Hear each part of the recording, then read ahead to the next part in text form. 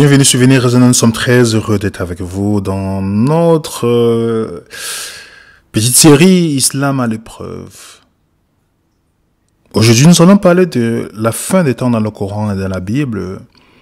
On va essayer de voir lequel est le plus crédible. Si quelqu'un veut croire en prophétie, en disant, bon, je vais voir entre ces deux livres. On enlève le côté historique. On sait que la Bible est au-dessus, historiquement prouvé, avec les personnages réels, des endroits réels. Mais que la personne veut dire, bon, on va essayer de regarder au niveau prophétique.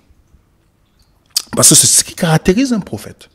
C'est le fait qu'il dit quelque chose avant que ça n'arrive. On va essayer de voir si, dans la balance, on peut considérer soit le Coran ou la Bible, d'une manière objective. Ça, c'est une étape, étant né du même musulman, qu'il fallait que après avoir vérifié que la Bible était solide archéologiquement, contrairement au Coran qui est écrit par une personne, la Bible, plusieurs personnes a un même message cohérent. L'autre étape, c'était le challenge prophétique. Et je dis bien qu'à dire prophétique, je ne parle pas de prédiction. Parce que les gens ne font pas souvent la différence entre prophétie et prédiction. Pour prendre dans les paroles de Norman Geisler, qui est un écrivain docteur, il dit, une étude a montré que 92% de ces prédictions étaient totalement fausses. Et que le 8% restant pouvait résulter d'un coup de chance ou de déduction intelligente à partir d'une bonne connaissance des circonstances. Donc la différence entre prophétie et prédiction, les prédictions peuvent être, ça peut arriver par coup de chance. Je ne parle pas de prédiction, je parle de prophétie. Parce que le but c'est de montrer les prophéties. Parce qu'une prédiction c'est quoi par exemple? Supposez que vous aimez le Real de Madrid, une équipe de la capitale espagnole. Et l'autre personne dit, moi je préfère le Bayern de Munich. Ok? Et on te dit, ils vont jouer, le Real de Madrid jouera contre le Bayern de Munich. Ça c'est des exemples que je prends. La prédiction, quelqu'un m'a dit, c'est à 2 buts à 0. 2 buts à 1, pardon. C'est la prédiction. Et le Real va gagner. Mais il ne va pas vous dire qui va marquer. À quelle minute. Qui aura le carton. Il ne s'est pas arrivé que le Real gagne 2 buts à 1 ou 3 buts à 0. Mais la personne m'a dit, j'ai fait la prédiction, le Real devait gagner. C'est ça, la prédiction. Ce que tu dis sur la bonne connaissance. Je vois que le Real a des bons joueurs. Ils ont Vinicius, ils ont tel joueur, ils ont tel joueur, tel joueur. Je pense, voilà, sur la bonne connaissance de certaines choses, je vois que le Real va gagner. Contrairement au Bayern qui a peut-être Choupo-Moting ou, voilà, telle ou telle personne. Ok? Voilà. Sur la bonne connaissance, on peut faire une prédiction, on voit qui va gagner. Mais contrairement à la prédiction, la prophétie te dit, comme c'est ce que Norman Geisler dit, la prophétie te donne l'exactitude. Ça veut dire quoi?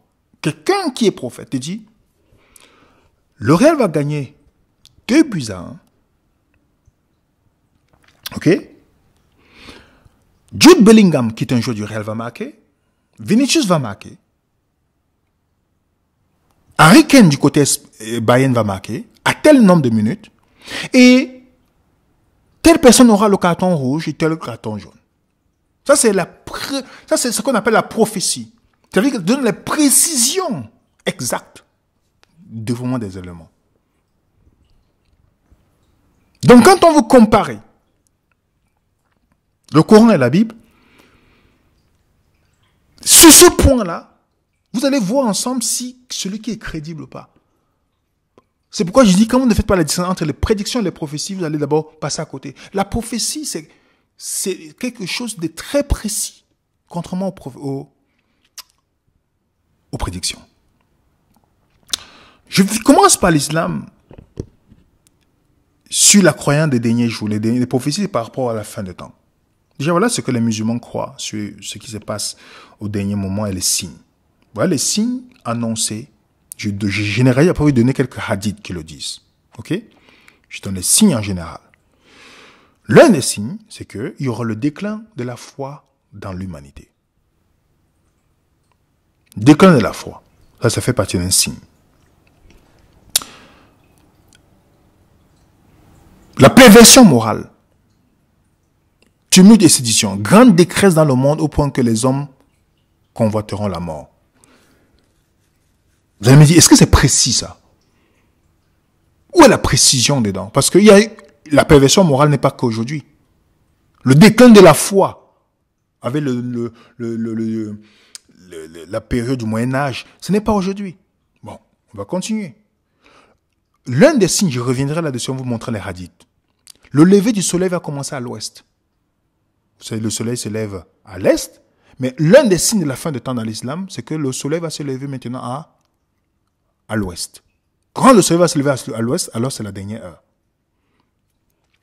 L'apparition d'Abadou al-Ars, qui est la bête, ok?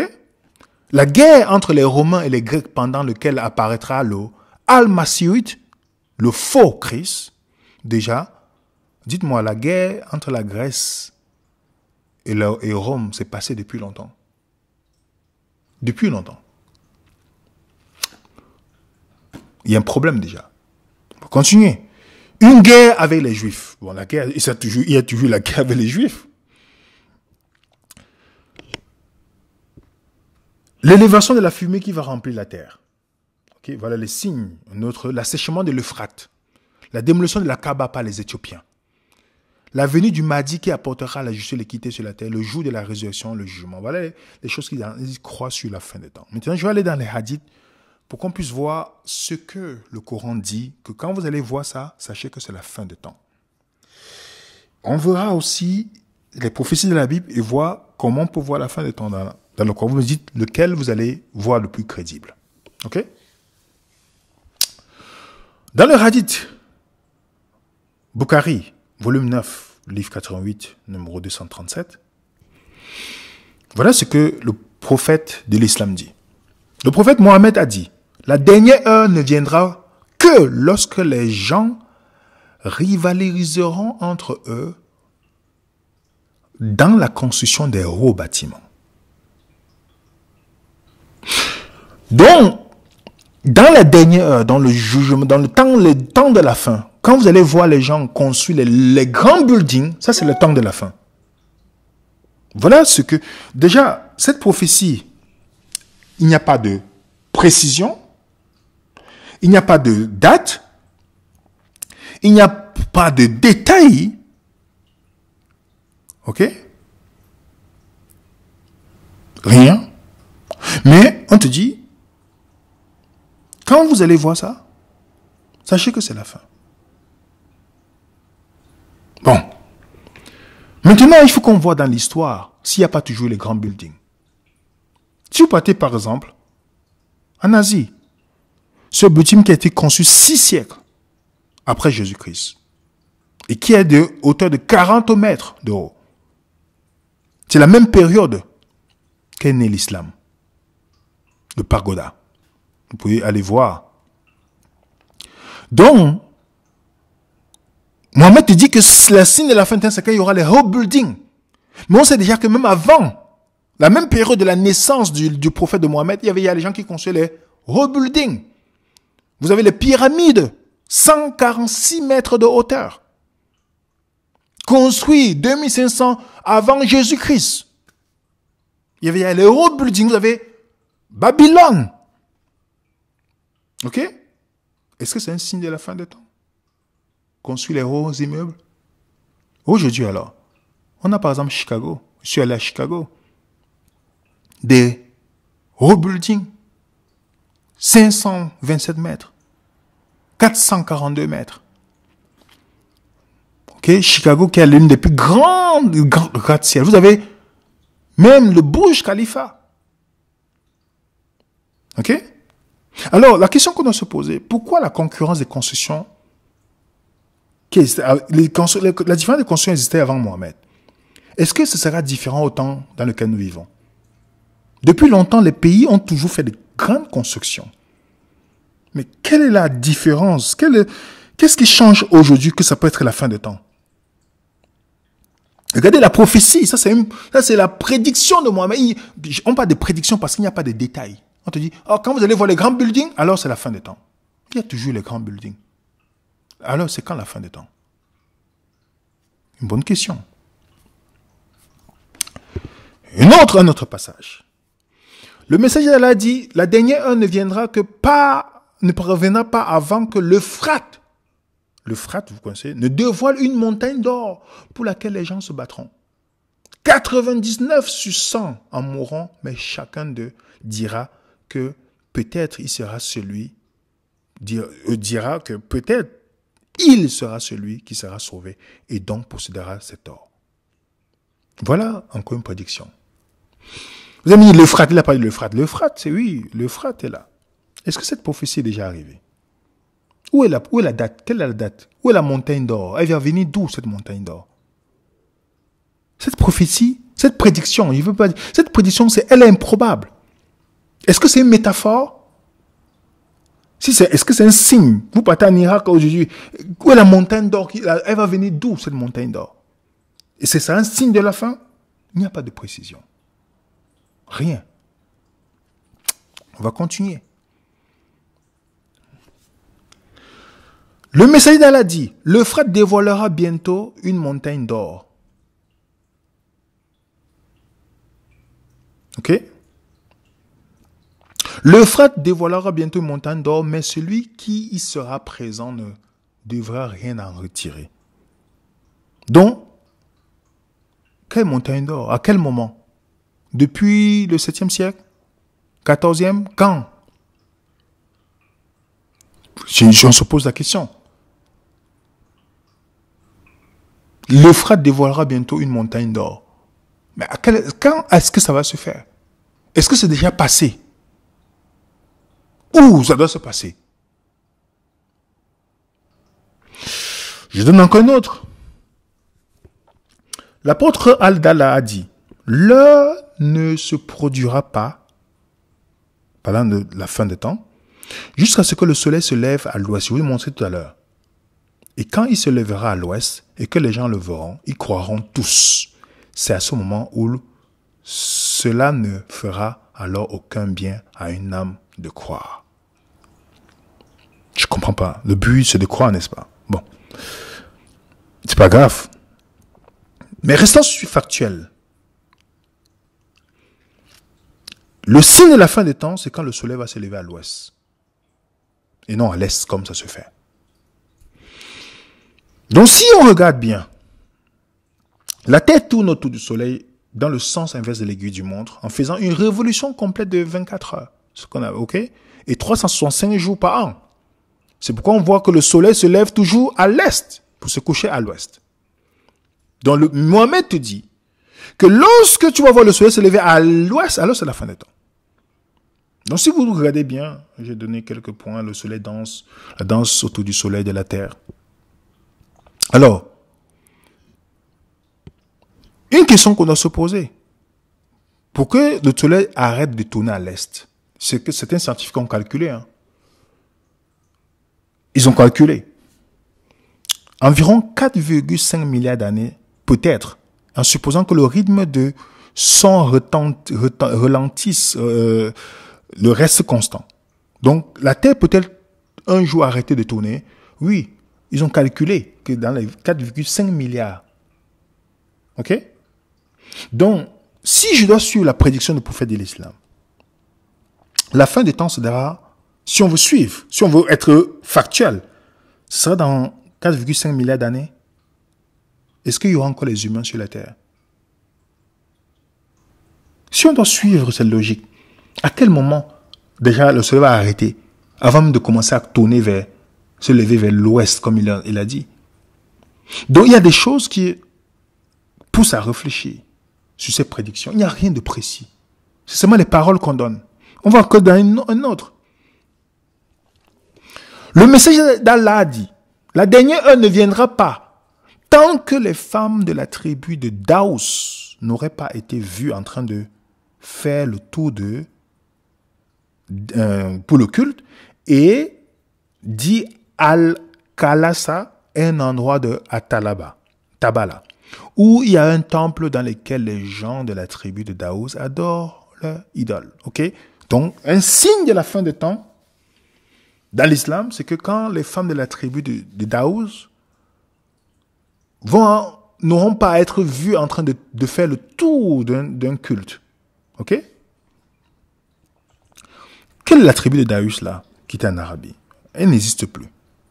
Parce que l'islam, vous voyez, tous ces endroits-là sont uniformisés. Il n'y a que l'islam dans ces endroits-là. Donc, comme si on doit se poser la question d'une manière en réfléchissant, en disant, mais il y a un problème dans cette prophétie. Nous sommes en quelle année? En 2024, là. N'est-ce pas? Cette tribu n'existe plus. Toute l'Arabie, là, c'est musulman. Il n'y a pas de culte d'idole. Donc, il n'y a pas le culte d'un idole qui n'existe plus. Donc, quand je relis la prophétie, je me dis, mais, donc d'après le prophète de l'islam, le signe de la fin, c'est quand les femmes d'une tribu qui n'existe plus vont pratiquer un culte qui n'existe plus, en faisant le tour d'un monument qui n'existe plus. Depuis combien de siècles se sont écoulés jusqu'à maintenant là?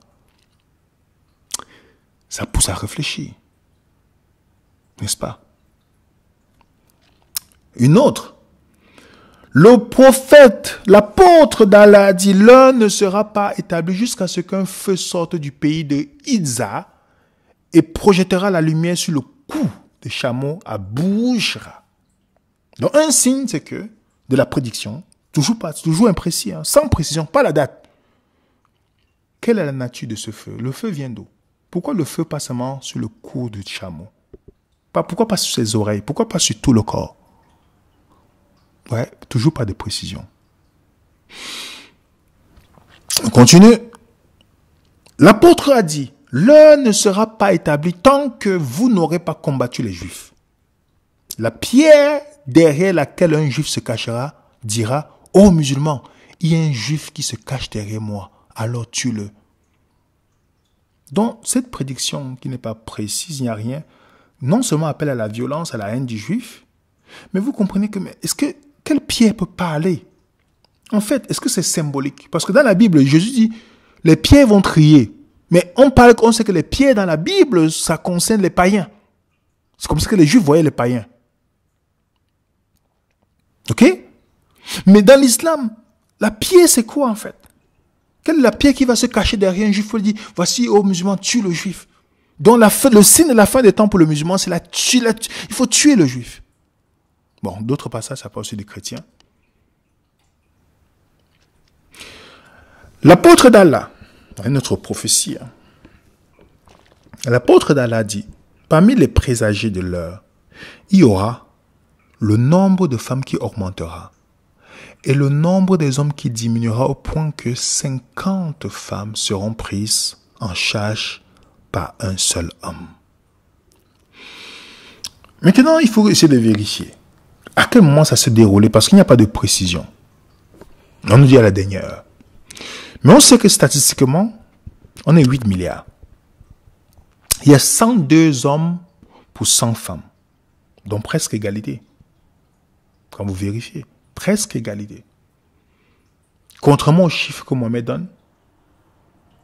Comme par exemple, il a dit que le soleil va se lever à l'est, à l'ouest. Ce qui est improbable. Il n'y a pas de précision. Comme d'autres hadiths.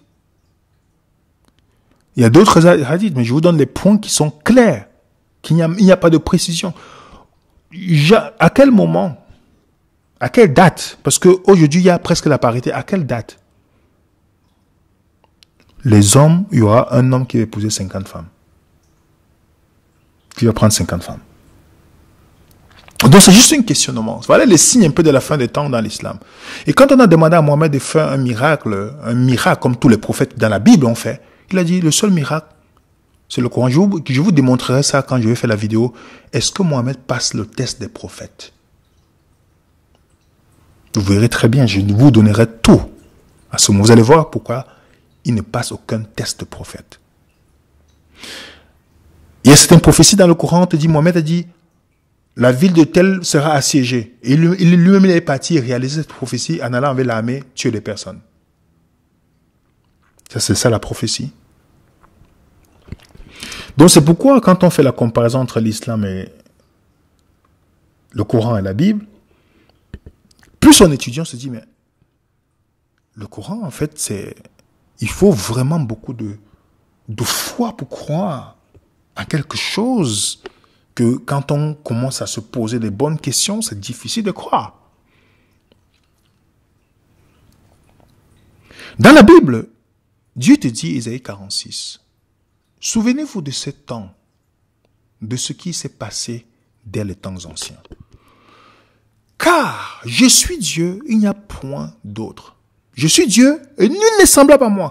J'annonce dès le commencement ce qui doit arriver et longtemps d'avance ce qui n'est pas encore accompli. J'ai dit, mes arrêts subsisteront, j'exécuterai toute ma volonté. Quand vous lisez, il y a plusieurs passages. Dieu lance le défi à d'autres dieux en disant, vous voulez me comparer à d'autres dieux? Voici, qui vous disent les choses qui vont arriver avant, avec précision. Voilà l'un des challenges que dans la Bible Dieu donne. Et moi, quand j'ai vu, je suis devenu chrétien, je dis, ça m'intrigue. Je vais vraiment savoir. Donc, si je veux le comparer à Allah, je dois me tourner pour voir ce que Dieu a donné avec précision. Et je vous dis, c'est là où l'étude a commencé. Sur ce côté-là, quand je voulais regarder le côté prophétique. Fasciné par l'histoire, même si j'ai fait un parcours scientifique, je suis allé au musée de Londres pour vérifier et d'autres musées pour vérifier si Cyrus avait vraiment existé. Vous savez que Ésaïe 44, verset 28, Dieu parle de Cyrus en donnant son nom. J'ai dit de Cyrus, il est mon berger. Il accomplira toute ma volonté. Il dira à Jérusalem qu'elle soit rebâtie et du temple qu'il soit fondé. Est-ce que vous savez que c'est Cyrus? Vous lisez aussi 2 Chroniques 36, verset, je pense, 22 à 23. Vous savez que c'est Cyrus, donné par Ésaïe, qui a permis à Israël de rebâtir Jérusalem quand il était encore... Est-ce que vous le savez? Est-ce que vous savez ça? Mais vous allez me dire, mais quel est le rapport avec la prophétie? Mais il suffit de voir seulement le schéma. Ésaïe est ici. La prophétie est donnée presque 150 ans avant la naissance de Cyrus. Dieu donne le nom de celui qui va venir libérer Israël de la captivité à Babylone. Et c'est Daniel qui voit cette période-là. Donc pour Daniel, Ésaïe est prophète. Et la chose se réalise au temps de Daniel. Ésaïe a donné le nom de la personne avant. J'ai commencé à vérifier historiquement. Est-ce qu'il a vraiment... Il y a le cylindre, vous pouvez aller au musée de Londres, vous allez voir le cylindre de Cyrus. J'ai dit, waouh. Bon, c'est impressionnant. Mais il faut encore plus.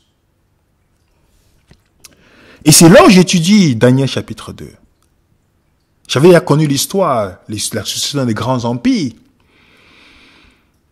Où dans Daniel, Dieu dit, le songe est véritable, son explication est certaine.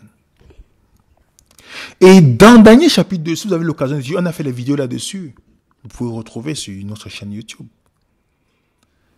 Ou dans le songe de la statue, Dieu donne les différents métaux qui caractérisent les différents royaumes qui vont gouverner à la fin des temps. Vous avez la tête d'or qui était Babylone, et Daniel écrit qu'elle était à Babylone. Vous avez les Mèdes et les Perses qui sont mis ensemble la poitrine d'argent pour pouvoir vaincre les Babyloniens. Exactement comme Dieu avait montré à Daniel. Vous avez l'airain qui est symbolisé par la Grèce. J'ai donné les précisions pourquoi on dit que c'est la Grèce qui a vaincu les Mèdes et les Perses avec Alexandre le Grand. On a les jambes de fer avec Rome, la monarchie de fer. Après, on a la Rome divisée, l'Europe divisée. Les 10 orteils, les 10 tribus barbares. Divisées. Et il y a 3 qui sont éliminés. Et la Bible te dit, ils ne seront jamais unis. C'est pourquoi il n'y a pas d'unité, même au sein de l'Union européenne. Je dis, mais waouh! Je commence à découvrir, je suis impressionné. Et ça commence à... Et quand je parle dans Daniel chapitre 7, Daniel chapitre 7 donne encore les précisions. Par exemple, la tête d'or, la tête qui est symbolisée, Babylone qui est symbolisée par le lion.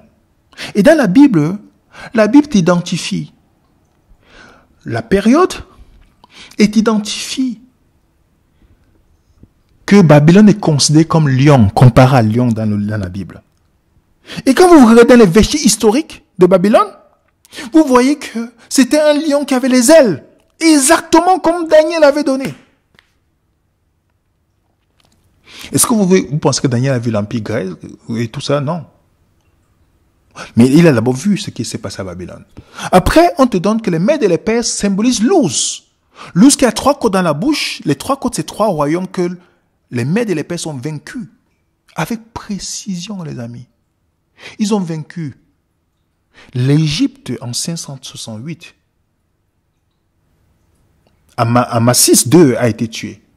Ils ont vaincu la Lydie, avec Créusius de la Lydie qui est devenu prisonnier. Et Babylone en 539. Les 3 côtes là, c'est les 3 grands royaumes que les Mèdes et les Perses ont vaincus. Vous voyez la précision, les amis. Après les Mèdes et les Perses, il y avait le léopard. Un léopard après qui avait une tête, après qui a 4 têtes, qui symbolisait la Grèce. Le léopard avait les ailes, qui faut que les ailes, c'est la rapidité de sa conquête.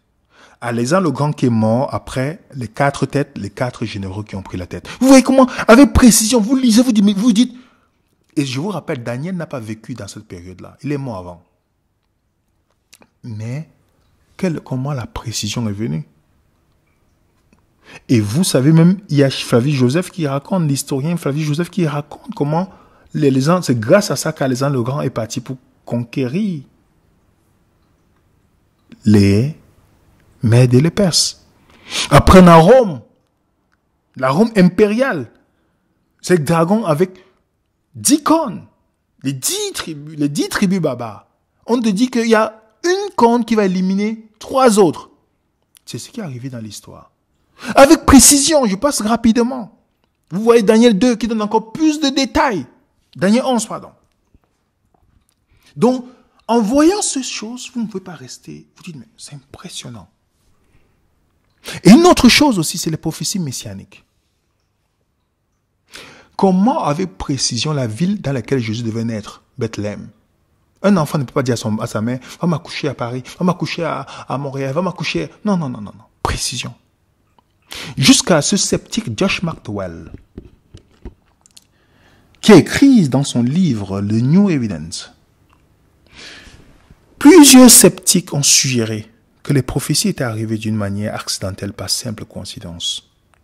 Mais selon la science de la probabilité ou la chance qu'un humain puisse remplir ou accomplir juste 8 de ces 300 prophéties, incluant celui de la crucifixion, est de 10 sur 10 puissance 17.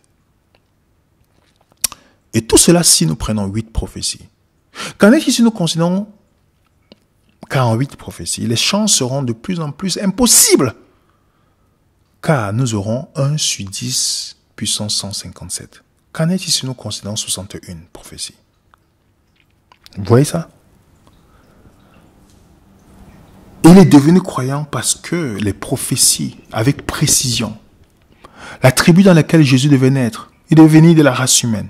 Tribu, ethnie, comment il devait venir d'une vierge, où il devait naître, avec la précision.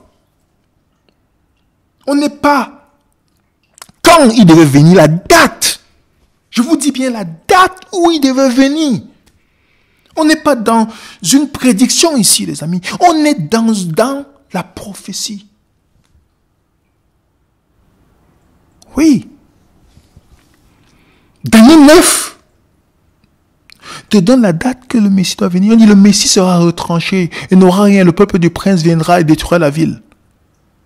Il fera une solide alliance. On te dit jusqu'à ce que le sacrifice va s'éteindre. Remarquez bien, avec précision. Vous calculez, on a fait cette étude-là. Jésus est venu et il était baptisé. Il était oint, comme la Bible avait précisé, en l'an 27. En l'an 27. On a déjà fait l'étude là-dessus. Si vous voulez, vous nous contactez, on vous donne. On a déjà fait l'étude là-dessus. Les vidéos sont disponibles encore sur les prophéties messianiques. Comment la précision? On te dit quand il va être crucifié. 3 ans et demi après avoir été oint. Comment c'est possible? La date précise. Tout est précis. On n'est plus dans la prédiction ici. On te dit qu'il sera retranché. Ah oui. Après tel nombre de semaines. Vous savez, les prophéties, c'est comment on interprète. On a fait les vidéos là-dessus. Galate te dit, mais autant accompli, Dieu a envoyé son fils, né d'une femme et né sur la loi. Donc, pour ceux qui veulent avoir les détails, ils peuvent aller voir cette vidéo. On ne sera pas long aujourd'hui, par la grâce de Dieu. Donc, même le mathématicien Blaise Pascal, dont les mathématiques ont conduit à Dieu, il dit, les plus grandes épreuves de Jésus, c'est les prophéties. C'est les prophéties. Donc, quand je commence à faire mes recherches au fur et à mesure, en comparant, on dit, mais la prophétie, ce n'est pas un hasard.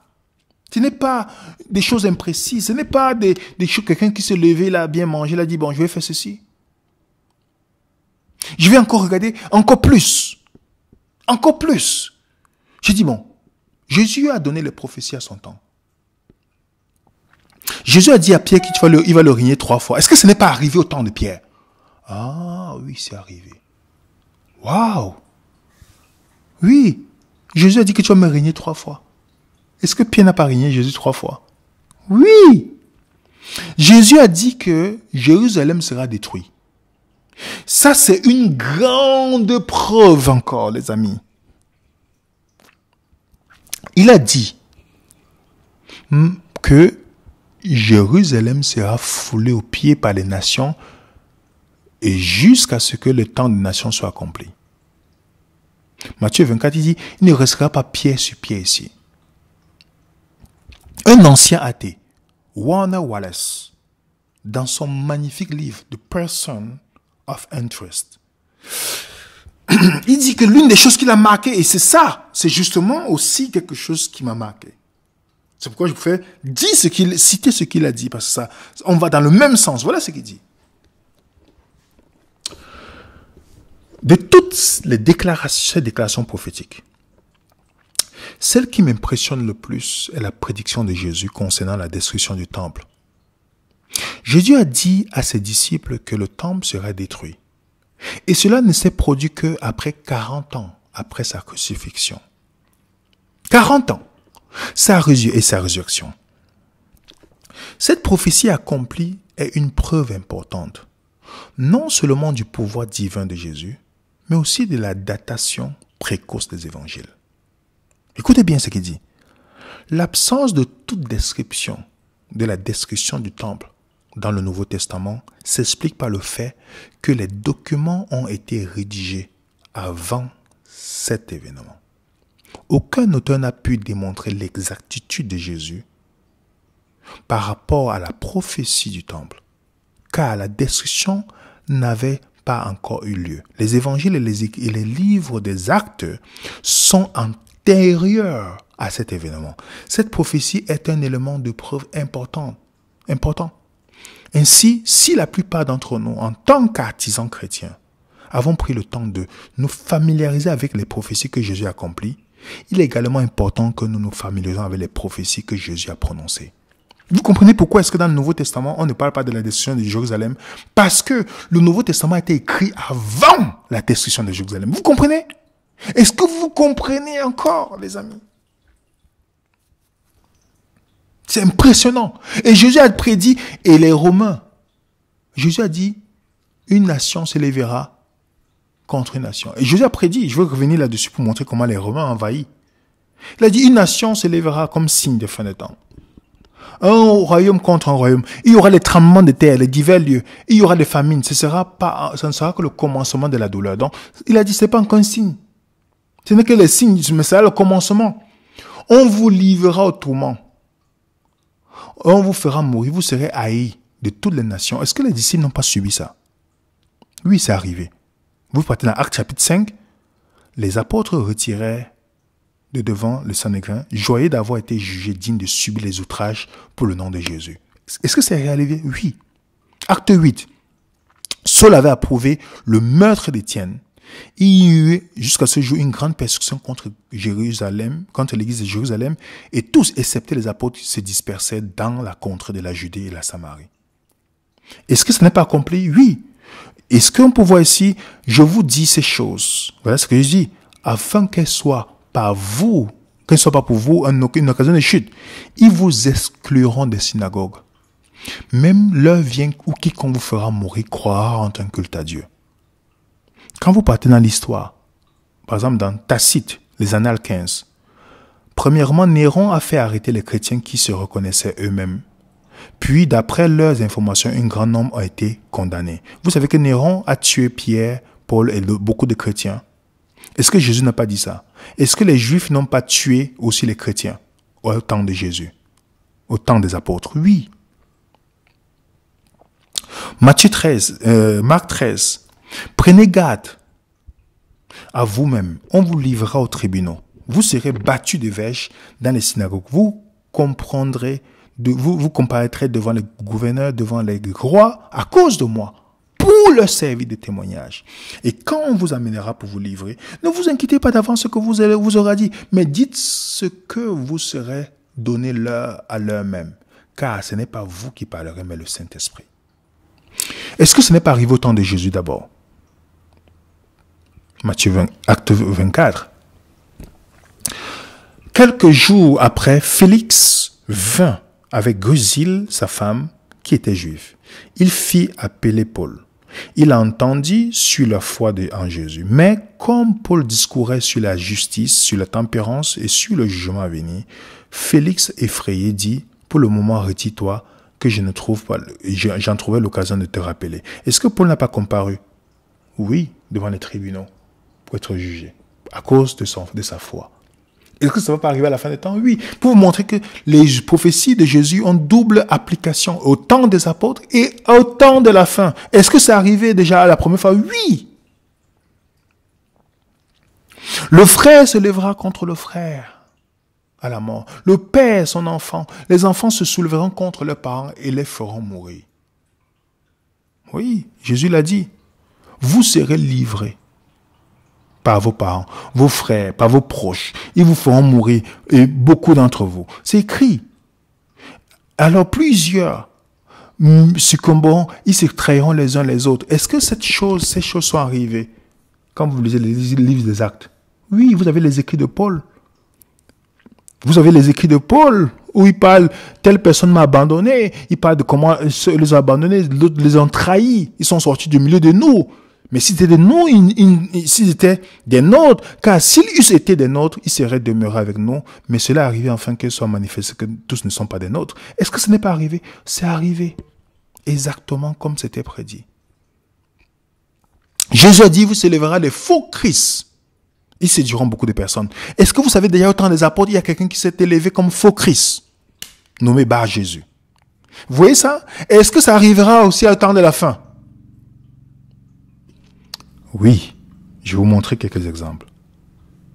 Est-ce qu'il y a les faux Christ qui sont élevés? Oui, les gens qui Jésus avait prédit. Il y a les gens qui vont se lever en disant qu'ils sont le Christ. Vous comprenez? The matter of faith. There have been men, many of them, who claim to be a new Messiah. And tonight we're going to meet 3 of them, including one in the faraway Philippines who has amassed a flock, he says, numbers in the millions. Poor people who give what little they have to the man they believe is the second coming of Jesus. Bill Weir journeyed there to meet him.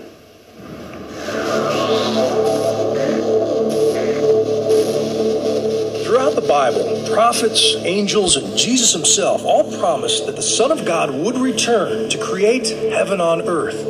And throughout the ages, billions of Christians have wondered, when? But what if the second coming is here, now? There are a number of would-be messiahs who claim exactly that, and few are more physically convincing than a former Russian traffic cop named Sergei Torop. In the woods of rural Siberia, he is known as Vissarion, the teacher, and around 5,000 disciples live around him, growing their own food and feasting on his every word. And my whole body was trembling. The trembling is not coming again. Well, it's very emotional to me. Meanwhile, in London, David Shaler says he is the true Lord of Lords. But unlike Vissarion, no one believes him. That doesn't bother me because I was chosen by God. The former British intelligence agent says his body was filled with the Spirit of Jesus in 2007, a conviction which intensifies on a visit to Jerusalem. We're in the Church Holy Sepulchre, and this behind me is supposed to be the tomb of Christ. Well, I'm Christ, and I'm not in the tomb, I'm not dead yet. But with no support, he lives in a squatter's camp outside London. My agreement with Jesus, I don't ask for money off people. If you're the Messiah, you shouldn't be asking for money. You should have faith that God will look after you. Prove to me that you are a son of God. But that is not a sentiment shared by Pastor Apollo Quibeloi, the most successful of the world's self-labeled saviors. The official coming of the Son of God was in April 13, 2005. He was an obscure evangelist from the rural Philippines until 2005, when he announced that God had appointed him Christ on earth. His reward for a pure life, sinful thoughts, anger, lust, any of those things you don't experience. Il se considère Jésus, hein? As a human being, Yes. I have already overcome all of those. There is no Donc, apocalypse. vous comprenez? Donc, Jésus donne des choses qui sont arrivées et qui vont encore arriver. Et aujourd'hui, il y a beaucoup de personnes qui se lèvent et s'autoproclament Christ. Est-ce qu'il n'a pas donné ce point-là? Oui.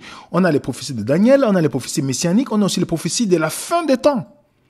Donc, qui est-ce qui peut être crédible par rapport à tout ça?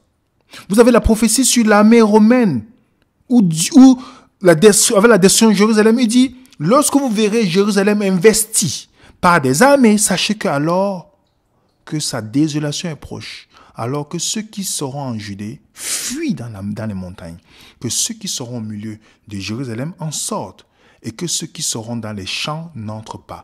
Est-ce que vous savez que ça arrivait exactement comme Jésus avait dit? Donc, en étudiant la Bible, c'était cette surprise, cette précision de l'accomplissement de la prophétie. Jérusalem, la destruction de Jérusalem en l'an 70. Donc, le Nouveau Testament est écrit avant. Remarquez bien comment ça arrive avec précision. Investi par l'armée romaine. Vous comprenez, ces amis? Donc, quand je pèse, quand je regarde les maladies, les conflits qui ont monté d'une manière extraordinaire, comme je le dis, c'est l'un des signes, il y aura beaucoup de conflits. Ok? Il y aura beaucoup de guerres. On dit dans les derniers moments, il y a de plus en plus de guerres, contrairement à avant. Vous aurez les épidémies. La Bible te dit qu'il y aura de plus en plus de maladies qui vont augmenter à la fin du temps. Est-ce qu'on est pas en train de vivre un moment de l'histoire différente?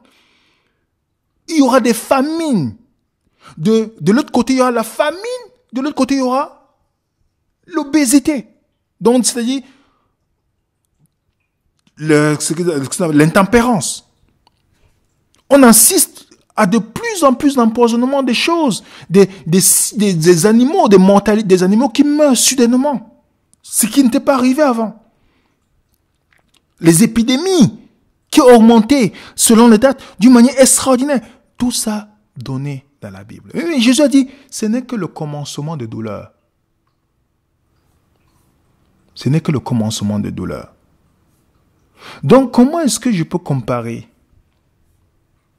au niveau de la fin des temps la Bible et le Coran? Le Coran ne donne aucune précision de date, aucune précision des événements, aucune précision, aucun détail. Donc, c'est basé sur les trucs de hasard, en fait, des choses improbables, qu'on ne connaît pas. Mais la Bible te donne la précision avec Daniel, précision avec Jésus, précision avec les signes de la fin des temps. Est-ce qu'on peut comparer? Il te donne le nom de Cyrus avant qu'il soit né. Est-ce qu'on peut comparer ça? Est-ce qu'on peut comparer? Qu'est-ce qui est plus crédible? Qu'est-ce qui est plus crédible? Prédiction? Ou prophétie? Qu'est-ce qui est plus crédible? Et c'est pourquoi j'ai pris le choix de prendre la Bible, parce qu'il y a des faits, il y a des choses qui ont été démontrées par les prophéties de Daniel 2, de Cyrus, les prophéties messianiques, toutes ces choses. Alors je pouvais me tourner pour dire, oui, je sais pourquoi je dois croire, prendre la Bible comme référence. Parce qu'il y a des choses qui sont déjà arrivées. Imaginez juste un instant pour conclure. Si quelqu'un avait écrit un livre en 2000, ou peut-être en 1990 ou 1900, en disant qu'il y aura un président noir. C'est pas que je suis pour Obama, hein, c'est pas un président que j'apprécie, parce qu'il a versé énormément de sang par de guerre. Je donne seulement un exemple. Et quelqu'un vous avait dit que il y aura un président noir aux États-Unis. En 2008, il écrit dans le livre. Et qu'en 2008, ça arrive. Est-ce que vous n'accorderez pas assez d'attention si la personne écrit un autre livre, vous disant les choses qui doivent arriver? Ah oui, je pense oui. C'est ce qui a fait peser mon choix sur la Bible, parce qu'il y a des faits concrets. Ce n'est pas juste une imagination, c'est des faits concrets, les choses qui sont arrivées et les choses qui sont en train d'arriver, et d'autres qui vont encore arriver. Et ceux qui ont suivi nos panoramas prophétiques, on a montré la marque de la bête et toutes ces choses que la Bible te montre que ça doit arriver. Et on voit la société aujourd'hui qui se construit et bâtit pour arriver dans ce système-là. Donc, le Dieu de la Bible a raison de dire, il est différent des autres. Il dit les choses à l'avance. Il dit les choses à l'avance, ce que vous pouvez trouver dans l'islam. Le Dieu de la Bible dit, je dis avant. Excusez-moi, je vous donne le passage. Souvenez-vous des choses anciennes. Ce qui s'est passé dans les temps anciens. Car je suis Dieu. Il n'y a point d'autre. Je suis Dieu et nul n'est semblable à moi. J'annonce dès le commencement ce qui doit arriver. Et longtemps d'avance ce qui n'est pas encore accompli. Je dis, mes arrêts subsisteront. J'exécuterai toute ma volonté. Voilà le challenge que Dieu donne à toute personne. Et c'est pourquoi la balance pèse facilement sur la Bible pour quelqu'un qui cherche la vérité. Parce qu'il y a les évidences, il y a les preuves, les choses qui sont arrivées. Mohamed n'a pas fait l'homme de miracle, il n'a donné aucune prédiction claire et nette, concrète qui soit arrivée. Rien du tout ça. Alors, c'était plus facile de peser aux côtés de la Bible. La Bible avait plus d'arguments, contrairement au Coran. Merci pour votre temps que vous avez donné pour suivre cela. Le document va être mis dans notre groupe Telegram. Écrivez-nous pour ceux qui veulent soutenir, qui veulent... Voilà, vous avez l'inscription Telegram, vous allez avoir le document. On va mettre le document de cette étude. Vous allez pouvoir télécharger dans notre groupe Telegram. Et vous-même, aller loin dans vos recherches. Nous allons continuer un peu notre série en donnant d'autres points. Comment expliquer à un musulman que Jésus est le Fils de Dieu? Qu'est-ce que ça veut dire? On va toucher beaucoup de points dans les 7 questions mortelles que les musulmans posent aux chrétiens. Comment on va les répondre? On va partir question par question ensemble. Mettez un coup de pouce sur cette vidéo pour qu'elle soit référencée. Notre chaîne n'est pas monétisée, mais cliquez pour que ça soit référencé. Abonnez-vous si vous voulez avoir d'autres. Téléchargez aussi les vidéos si vous voulez. Avec les documents, vous puissiez faire vos recherches. Vous allez même aller plus loin que nous, sûrement, par la grâce de Dieu. En tout cas, passez une bonne soirée, bon après-midi pour d'autres. Merci encore. Que la paix du Seigneur soit avec vous. Au nom de l'équipe Venez Raisonnant, je vous salue. À très bientôt sur Venez Raisonnant.